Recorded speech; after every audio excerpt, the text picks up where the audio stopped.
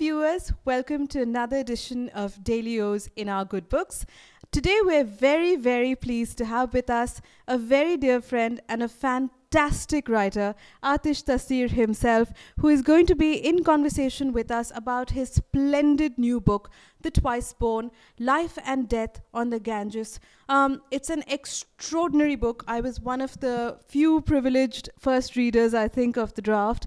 And I was absolutely blown away by not only Atish's beautiful writing, which absolutely shines in these pages, but the very, very complex ideas that he presents through his book, and the way you're forced as a reader to engage constantly. So it's not just an aesthetic experience, it's a very, very challenging intellectual experience. A marvelous book, The Twice Born, Life and Death on the Ganges. We're now going to go straight into conversation with Atish Taseer. Very, very warm welcome at DailyO. Thank you so much. So let's get straight into The Twice Born. Tell us about the book, and also about the fact that as a reader it struck me as being remarkably different to the books that you have written before, the novels you have written before in particular. Tell us a little bit about the book itself, this book itself, and what came before. Well, I began with non-fiction, so in a sense it is a return to non-fiction. And what I've always done in my writing is to try to use the personal as a prism, because I feel like you have to be able to say what's at stake. And so if my first book was a book across a horizontal, lateral book, a book that was zeroing in on this estranged father that I had in Pakistan, this is a sort of vertical book. It's a book that it's a book of travel, but it's about stillness rather than movement, and it's about the distances that can exist between very short spaces, the distance of centuries between places like Benaras and Delhi, and I travel across those distances. That's the aim, and what I'm trying to do is to use Benaras, which is very powerful in the Hindu imagination, very powerful as a symbol of old India, and use the Brahmins of Benaras especially, which for me, people describe them as a priesthood, but it's also an intelligentsia. It's a class of, it's an intellectual body of people who've sort of carried on intellectual work over 20 centuries, and in many situations, decayed as it may be, that tradition continues, and to use them as a prism for our culture wars, to give people a sense of what is at stake between the continuation of tradition with all its sort of kind of a closed focus, and the coming of modernity in very uncertain, very incomplete ways. Right. I'm very interested, of course, by the culture wars that you mention and you discuss here. But first of all, the book starts with a search initiated, as you write, on behalf of foreigners in their own land. Who do you mean? I mean myself. I mean you. I mean people who know, the phrase is from Gandhi, so it's 100 years old. It was a phrase that was uttered at the inauguration of the Benaras Hindu University. And so obviously even then people knew what that phrase meant, and they'd realized that the influence of the British had created a class of people who did feel a sense, it was obviously a sense of alienation, a sense of distance, a sense that they were part of the West but not completely part of the West, a sense that a break had occurred that had separated them from their ancestors. And so it seems like here I am using this phrase in 2018, but 100 years ago, this problem was alive in people's imagination. Nehru, of course, was wringing his wrists over that feeling. And so it begins, that phrase is a way for me in 2018 to connect myself with an experience that we've been trying to grapple with in India for well over 150 years, and that still causes tremendous anxiety. Right. Yeah. That certainly rings through in the book. And as for it really is the people who, to put it in Hindi, na ghar ke rahe na ghat ke, so neither are you of your own home, nor are you of the distance. fully. You're somewhere in between. So this book really captures that beautifully. Tell us about life in Benaras. You actually went there, you settled down there, you lived there for a considerable period of time. You described the city as decaying and falling apart, and yet having a heart, which is very different.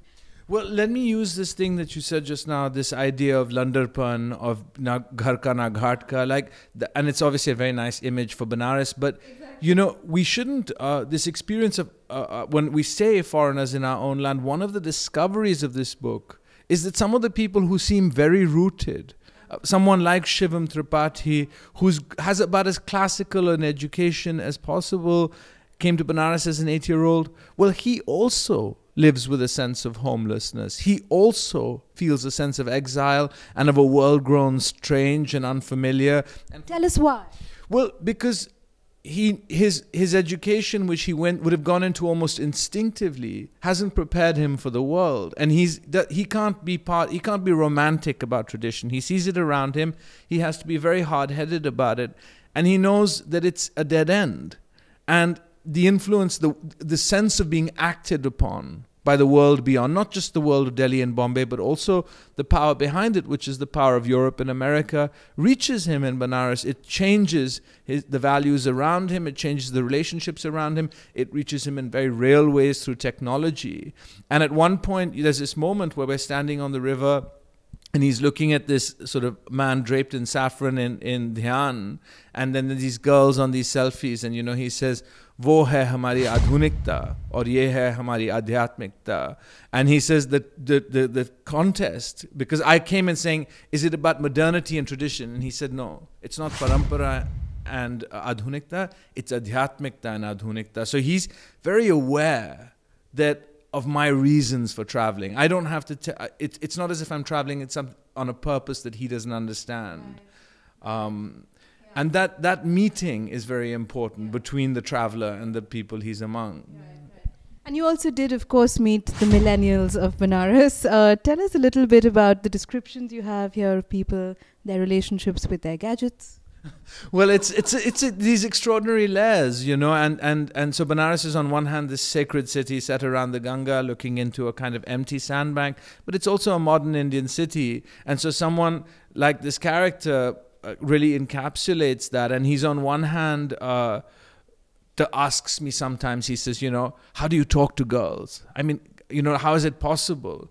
And then on the other hand, he's receiving this very graphic stimulus from the West. He's watching this pornography, which is absolutely like beyond what, I mean, almost a kind of alt pornography. And he doesn't, and you can feel how unsure he is of what relationships between men and women mean. So we'll be talking, and I'll describe to him an occasion, a party where there are men and women simply present. And he said, and then did everyone just go home and have sex? And I was like, I was like, no.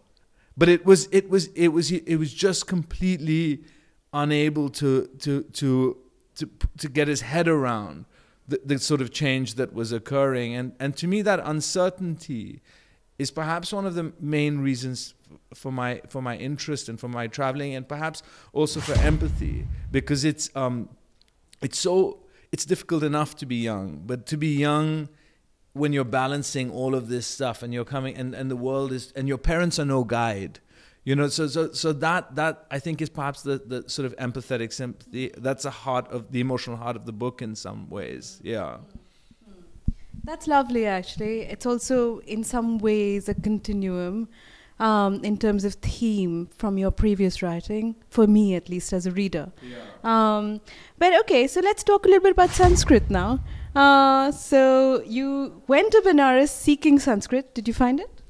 No, Sanskrit has been in my life for over a decade, and I've had a very Western education of Sanskrit, which is that I'm not learning it to read religious texts. I'm not learning it to have spoken Sanskrit. I'm learning it out of an intellectual interest, to have the literature of old India open to me. You know, as a writer with an Indian background, that's simply what I'm doing.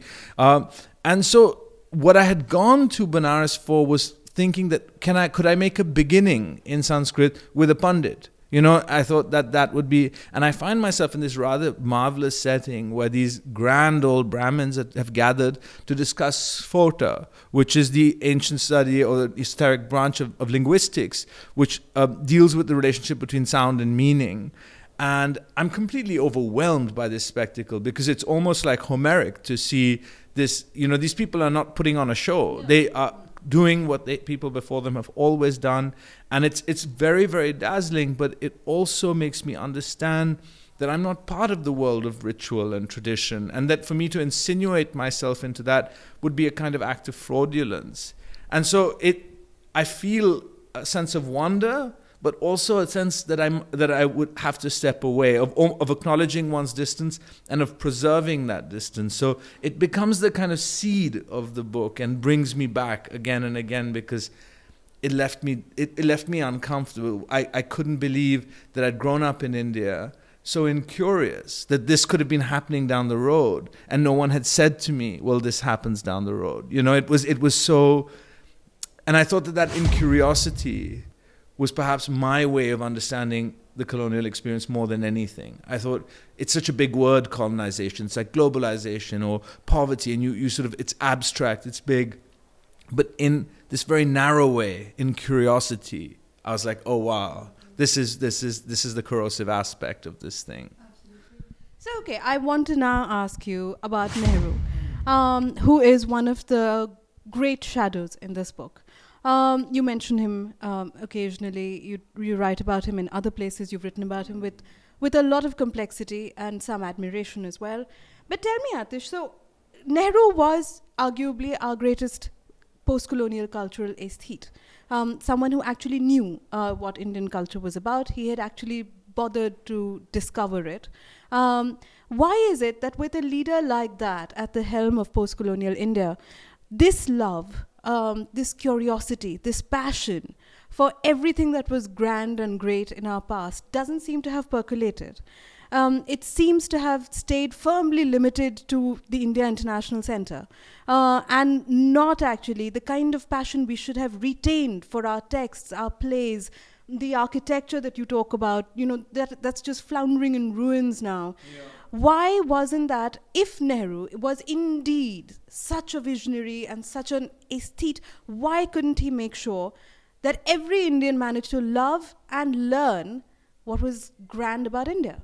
You know, I've come to adore Nehru with That's exactly why I'm asking. And I've come to adore him because I feel that he symbolized a cultural situation, a feeling of oscillating between worlds that would be the experience of millions of people to come. That what was happening to Nehru would be the experience of huge swaths of his country in the decades and century to come. What I don't think he anticipated was how this experience of his was going to be the experience of so many. And he kind of stood apart from India in a way, and certainly as his sort of successors came to power, they sort of created a world in which modernity was synonymous with westernization, which it never should have been. It shouldn't. To be modern is to have very deep values that are able to travel. They have a universality. They're not enshrined in Western clothes, Western languages, Western. And I don't know if at least the Nehruvian project didn't seem to understand that, and it didn't create an intellectual infrastructure for people who were going to make this transition to, on one hand, make the transition while also preserving their own things. And I think that sense that we have now of people losing all things and losing things that they cherish, but at the same time coming into a rather impoverished form of modernity, is really like a kind of Nehruvian tragedy, because he would have understood that situation so well, and he would have been uniquely well equipped to give people. He was such a good teacher, Nehru, you know? He would have been such a good position to equip the country for this transition, but it never happened. Why not? That's my question. Why not? Why did it remain limited, as I said, to a very, very small number of people? Even you describe it, in fact, in page 73, you talk about how when the Soviet expedition had come to India, they wanted to see a Kalidas play. They assumed that Kalidas would be running in our theatres. And the embarrassment with which they had to be told that Kalidas wasn't staged as a routine performance in India, which would be like saying Chekhov is not staged as a routine performance in several theatres in Europe, was a shock to them. You talk about that. I mean, is there an explanation for why Nehru wouldn't have thought these things would be important to the soul and the mind of a nation? Well, there's a very nice moment where, and we can almost use Sarojini Naidu here as a proxy for Nehru. And Alice Boner, and Gandhi, by the way, understood very well. Alice Boner, who's sort of looms over this book as well, says to her, you know, what about cultural freedom? You know, what are you going to perhaps bring Kumaraswamy back? And she says, don't worry about that. You know, firstly, he's far too old. And once we get politically free, everything will fall into place. But I don't think that perhaps Nehru anticipated how deep the influence of that once the physical West was removed, that would not be enough. And it was perhaps to misunderstand the power of the West. There's this phrase here, the rape and the seduction, you know.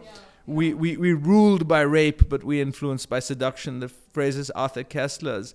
And once the element of rape had fallen away, the seduction of the West remained. And there would be tens of millions of people who would be making this journey towards the West, even sometimes without leaving India. And I don't think that people like Sarojini Naidu or Nehru envisioned that this would happen, and how important it was for cultural freedom, after a long period of foreign rule, for cultural freedom to be enshrined in the Indian project alongside political freedom. Absolutely. I think this is a fantastic moment to talk about the other looming presence in this book, Narendra Modi.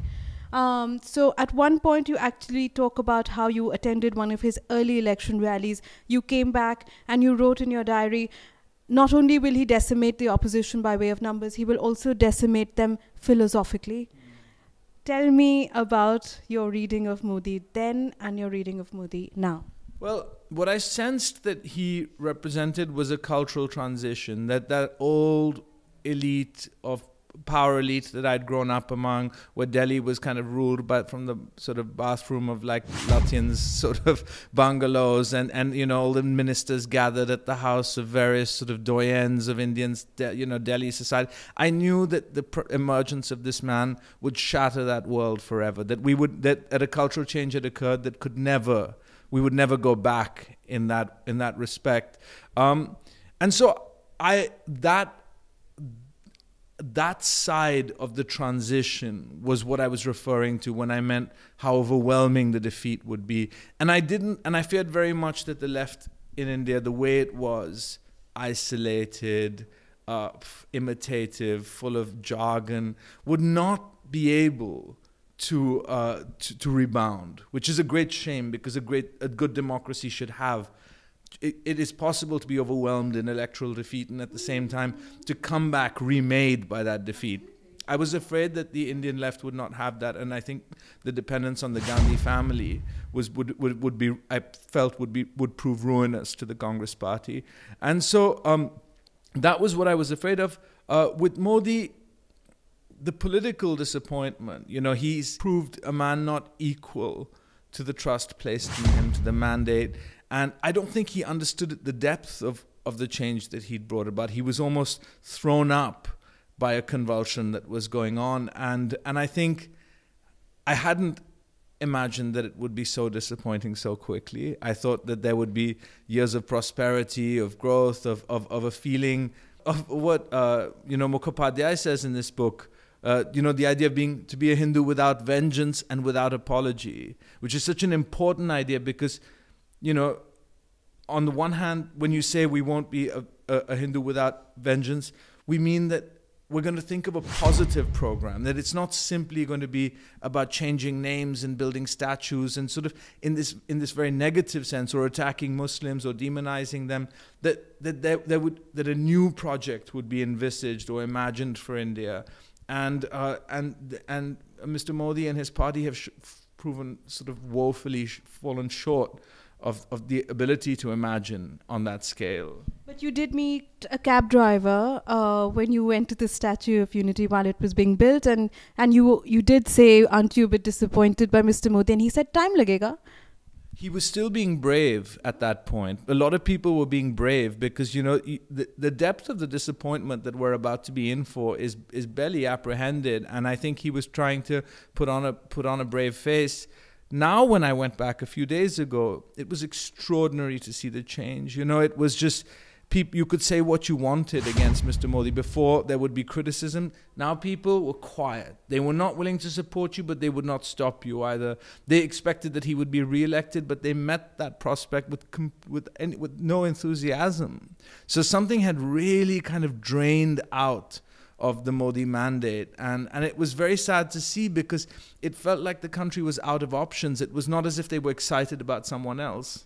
You talk about Hinduism without vengeance, but you yourself in the book talk about the myth of non-violence in India, which has been sort of sold to us. The fact is that Indians are terribly violent people, and the fact that we haven't confronted this part of ourselves with full honesty is obviously problematic. I do want to talk to you about the irritation with history in terms of,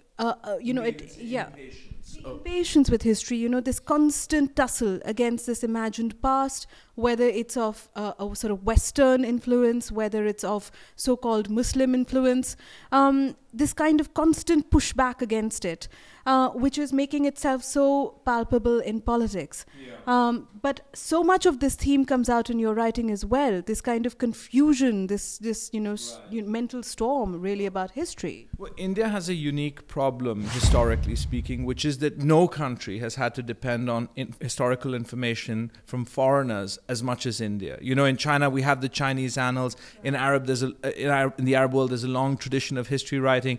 The Greeks and the Romans have their histories. India has no equivalent body of work, and it can't be possible that it was simply destroyed because so much else has survived. So there's this very strange situation in India where almost everything one needs to know about one's history that would be part of the history of history books comes from the eyes of visitors. And what India knows about itself is sometimes too difficult and too esoteric and too speculative for foreigners to understand. And so the experience of being seen through other eyes is at the heart of that irritation with history. It's very painful to only have to look at yourself through other eyes, you know, to not be able to validate what one feels about oneself with one's own writers who recorded that period or recorded that time. And so, but it needn't be so dispiriting because there's also something very creative about that tension. And if India could look head on at the fact that one kind of historical information must come from outsiders, but that another kind of information is in the Indian soul, it can be very fertile. But people, I think, have been crushed by that feeling that every time they want to assert something, someone comes along and says, well, it was not like this, it was like that, you must read such and such visitor. And it's demoralizing. Yeah.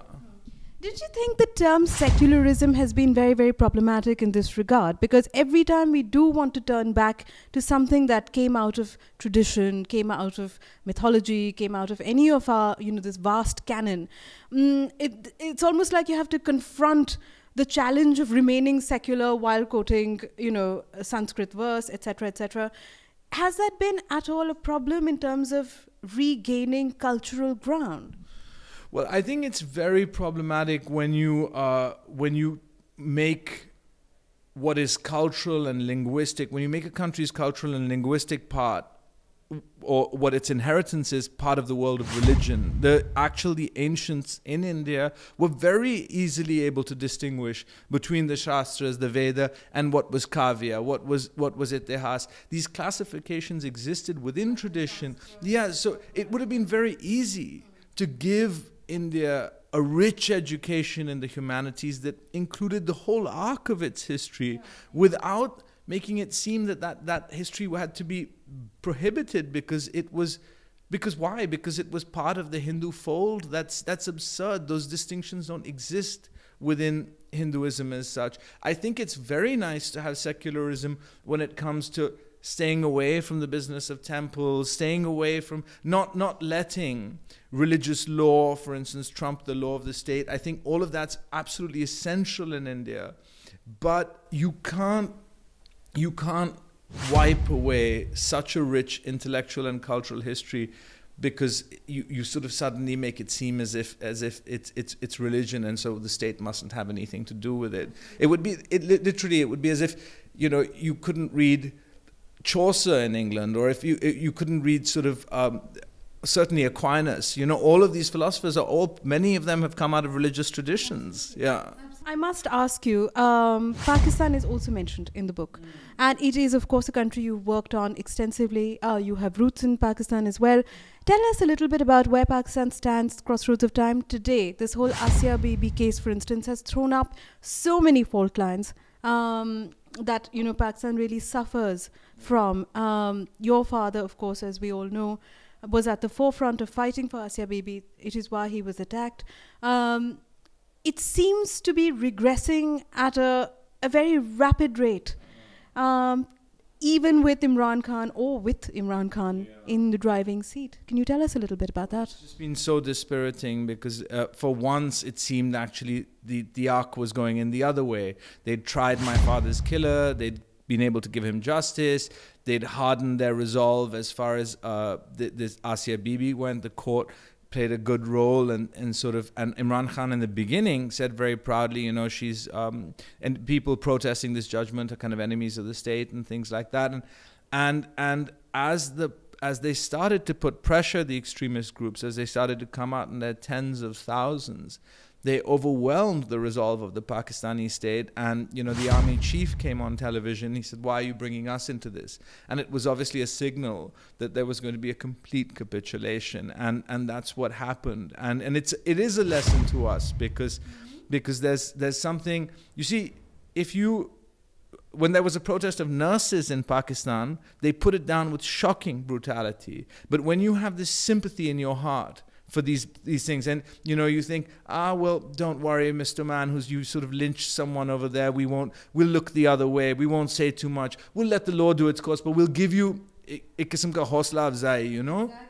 If you do that, if you make people feel that you're sympathetic to their cause in that way, then you really embolden a very, very frightening element in one's country. And that has happened time and time again in Pakistan, to the point where the Pakistani state, I mean, Rizvi, when he came out, was saying, we'll rip apart your judges, your judiciary, we'll rip apart the army. Yeah. Unthinkable. The Pakistani state is the army. Yeah. And this was the extent to which this element had and it has overwhelmed the population now. So you can't dial it back. And it's something that we must always take a kind of lesson from. Atish Tasir, fantastic to be in conversation with you about this amazing book, The Twice Born, Life and Death on the Ganges. It's been such an honor, such a pleasure. Do say a few words to our viewers at DailyO. Thank you so much, Srijana, and please go and buy my book. I would love you all to read it, and I hope you've enjoyed this conversation. I absolutely have, and thank you so much for joining us, viewers. We'll be back with another edition of DailyO's Good Books very soon.